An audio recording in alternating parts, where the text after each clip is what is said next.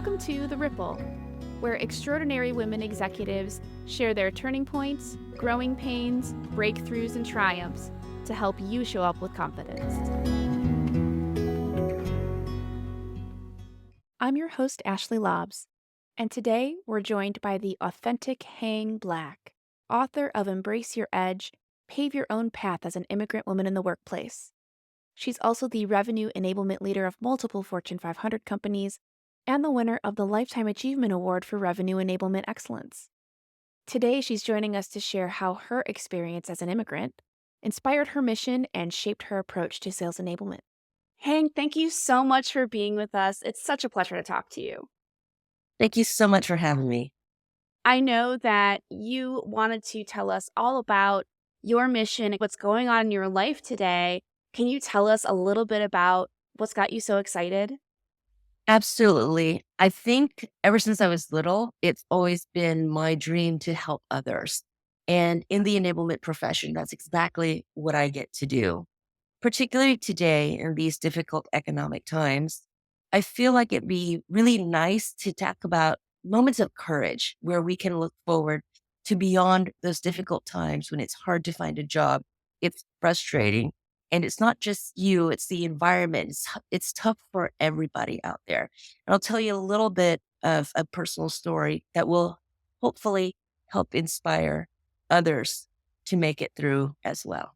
So, Hang, I know that you've been in revenue enablement with several Fortune 500 companies. You're currently consulting, and I would love to get your perspective about where you think enablement is going and how you are bringing that to life yourself. Well, I think enablement is at another inflection point at the moment. We have a little bit of an identity crisis. Are we experts in the field or are we program managers? I think when the economic environment shakes out a little bit, we'll get back to being experts in the field, really, ex product managers, ex marketeers who actually have been in the shoes of trying to get content over to the sales folks. What we have right now is a dilemma around how much to put out there and how much AI to use. I fundamentally think, I know AI is a little bit of a buzzword at the moment, but I fundamentally think it will help specifically in the sales profession, augmenting the tedious and mundane and helping to create those first drafts and those warm intros to form connections to our customers. Yeah, I think that's the hope that's sort of emerging out of AI across the board is identifying the mundane, the tedious, the very data heavy and bringing AI in to help synthesize that and create direction. So that makes a lot of sense to me. I'm curious from a personal standpoint how you see yourself involved in changing what enablement looks like. I love to share. So I go to conferences and I have some of my team members go to conferences every year to make sure that we are fresh with what everyone else is doing. Specifically for my part, I'm really looking at the Rev Enablement tech stack and how we can utilize it. So for instance, we've got a couple of burgeoning areas. The first one I can think of is coaching. Typically, enablement will set up role plays, pitches, demos for folks to record and get graded by their leaders. Now, it was a development back in the day when we could even do that because we know that for folks to record their pitches, it would take them about 7 takes. And so, practice makes perfect. It would take them about 7 takes to actually feel comfortable with what they recorded and they upload it and their leaders may or may not grade it. Here's the thing. It still takes a lot of time to practice. It feels awkward to talk to a screen. Now we can actually talk to avatars. We can upload use cases. The grading can be much more systematic by AI. It can be much more consistent. Folks can practice with a human or a humanoid, if you will, in with psychological safety in their leisure. And then once they ladder up, the leaders can now grade them when they're at perfection, and then they can go out to customers. So that's one. There's a company called Rainmakers that I'm involved with right now that I'm really excited about. There's a second piece around call recordings, which is very similar to the first piece. And again, it's automating when we can hear certain words that we want to hear and that we don't want to hear, and how we can coach alongside. Third piece would be help desk. We have so much content out there that's not really fresh. Content is constantly being uploaded, and every time you upload it, you have to learn the entire thesis. An analogy I've been given, which I love to share back, is it's like every time you buy a car, you have to read the entire manual, including how to change a tire. When actually, all I really need to know is where's the jack at the moment when I have a flat. Mhm. So there are automated systems out there that will go find that content, find the conflicts, what's most relevant, what's not, and give you the most current and alert the content creators about, hey, there's these 3 or 4 pieces that are out of sync. And what do you love about doing sales enablement work and being in a leadership position in that field? I feel like it's such an honor. There are those of us, myself included, who are just born helpers, right? So we love uplifting others, and we actually have a profession that gets to do that. That's my entire job all day long, is to shine on others and help people reach their best potential. So for enablement, it's not just about product training, which I think sometimes it gets mistaken for. It's actually about making sure that the human is well-rounded, has the proper tools and tech, the processes and content to be able to succeed, to sell bigger, better deals, and ultimately help our customers.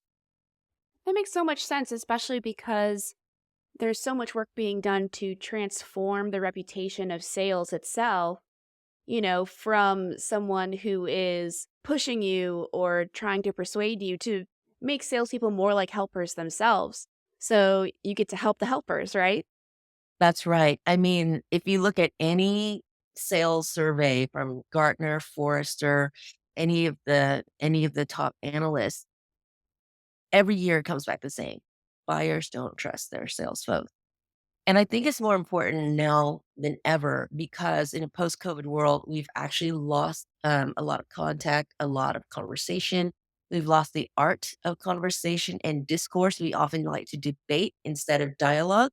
So it's a really great moment in enablement to actually rise above and talk about those other skills as well. There's a little gem in there that we like to debate instead of dialogue. Absolutely, and you see it everywhere worldwide, and I think it's so important, in a pre-COVID world, I'd heard about automation is going to kill the salesperson, right? Relationship sales is dead, and what we are finding is that's absolutely not true. We are expanding our PLG motion, our product-led growth motions, for SMB, for smaller businesses. But as you move up the stack, relationships are more important than ever. The only difference really is customers, everyone's time is valuable. We live in a very short term, short attention span world. So when we have the honor of being in front of our customers, they want us to be really relevant. And you know what? That's 100% fair. They want us to be able to do our homework, which is 100% fair. And guess what? AI can help with that. AI can help with summarizing your call recordings, helping you with prep work, but it's just a first draft. The human still has to do the rest of the work. Yeah, absolutely. I'm curious, you mentioned that something you love about this work is, helping others, getting to be the helper, helping people be their best. What drove that as your mission and your guiding light in this work? I had a moment in time. Well, first of all, I'm a very proud Vietnamese immigrant, and the number of people who had to fight wars on my behalf, whether in the US or in Vietnam, I'm a child of history and I love referring back to that. And then when I came to the US, my family of 10 was assisted and assimilated by a family of 4 Lithuanian immigrants themselves. So I think it's very embedded in my DNA to uplift others just as I've been uplifted myself. Absolutely. That makes a lot of sense. And it's so powerful to have community, especially people who understand your experience as an immigrant in that situation. How do you think that applies in the sales enablement world and your work as a leader? I would say again, if we go back to discourse and dialogue instead of debate, enablement I see as the interstitial tissue between product marketing, HR, RevOps, ultimately to the revenue producing teams. And the reason being, we had to understand a little bit from here, a little bit from there, and actually help prioritize, right? So, one of the things I definitely see is us being a flight control tower around managing all the requests that are coming in at the same time and working with the revenue teams and the revenue leaders as far as what do you think is most important. If everything is a priority, then nothing is, right? And once those priorities are agreed upon by all of those folks, the people wanting to deliver content and the folks wanting to absorb content, once we prioritize, we can actually go get those little presents curated, wrapped in an envelope and delivered by different modalities, which we also get agreement on by what I would call an enablement council. So bringing all of those folks together, agreeing on a single mission for the quarter, for the month, I think is what's very similar to my experience being a little bit of an outsider, but helping everyone else come together for the greater good. That's a really wonderful idea. And I love that it involves, in the context of your work, this interdisciplinary team, right? And needing to speak each other's language and be open to each other's interests and priorities in order to make progress. And I could see how that would translate to the experience you had when you were younger. I know a lot of our listeners are also executives, founders, leaders in their own right. How would you encourage them to help their teams thrive? How would you encourage them to provide that kind of community that helps people get their needs met? I think leaders are often chosen for their good judgment.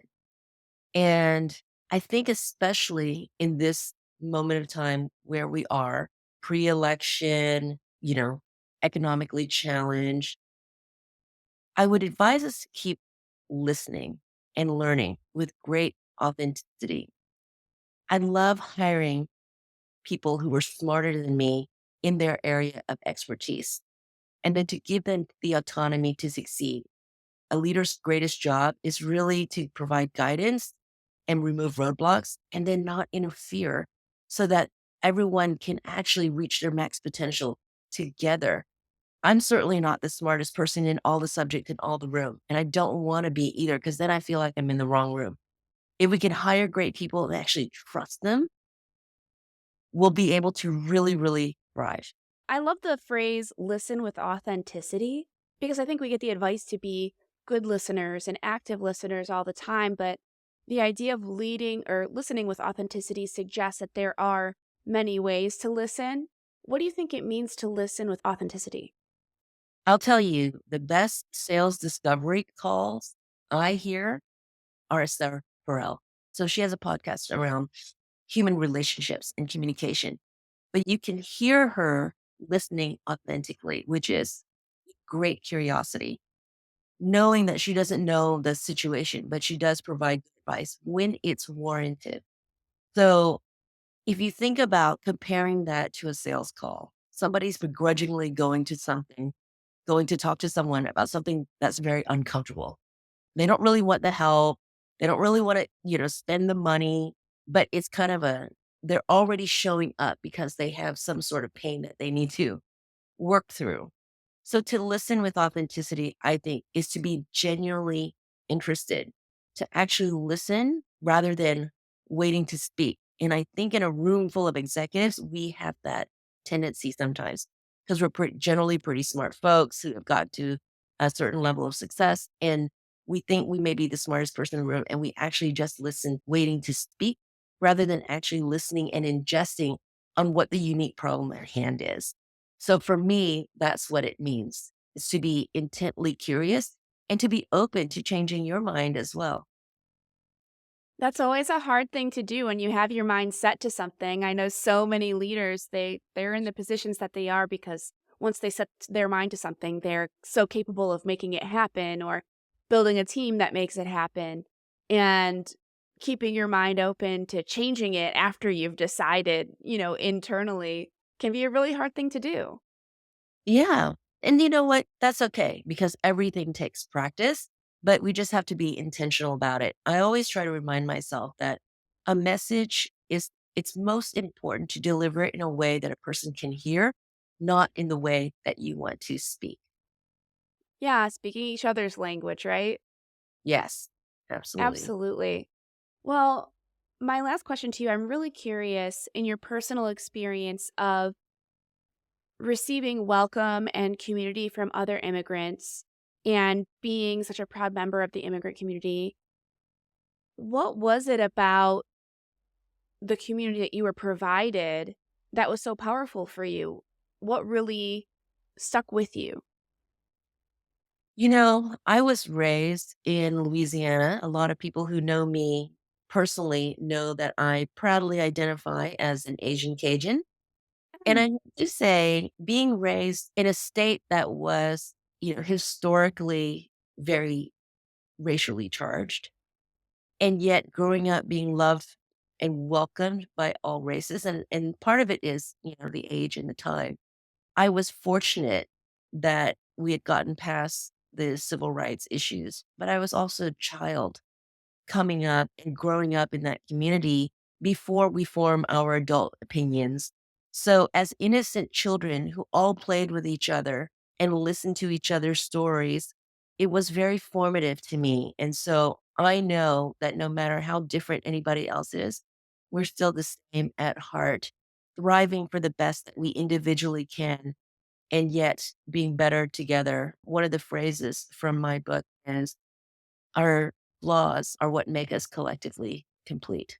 I like that idea. That's really nice. And thinking about kids playing together is so powerful because you're right, those things don't matter to us when we're kids.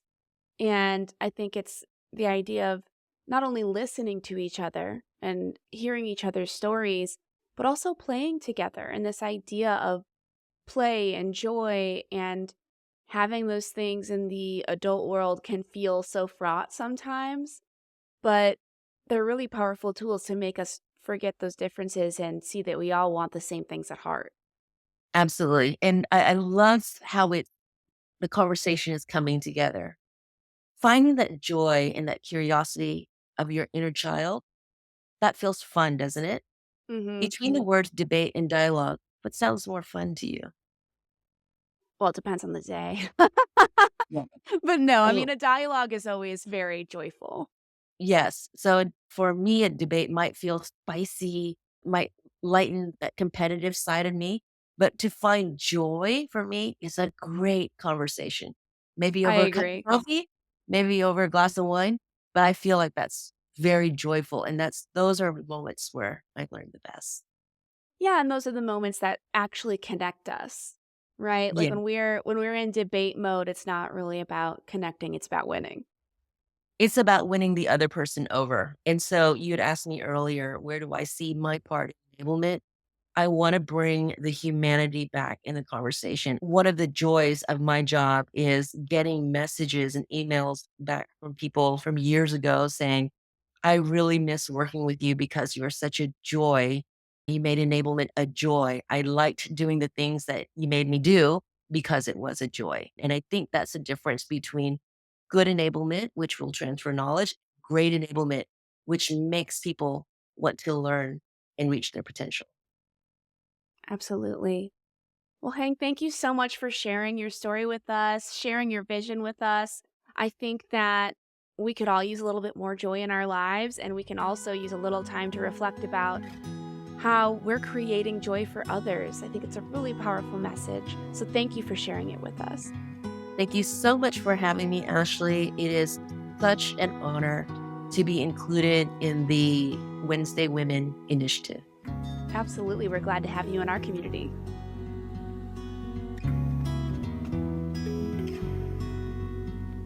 Before we end the episode, we want to take just a moment to reflect with you, our community of listeners, about what Hang's story means to you. How can you encourage a spirit of discussion instead of debate? And how can you bring more joy into your relationships?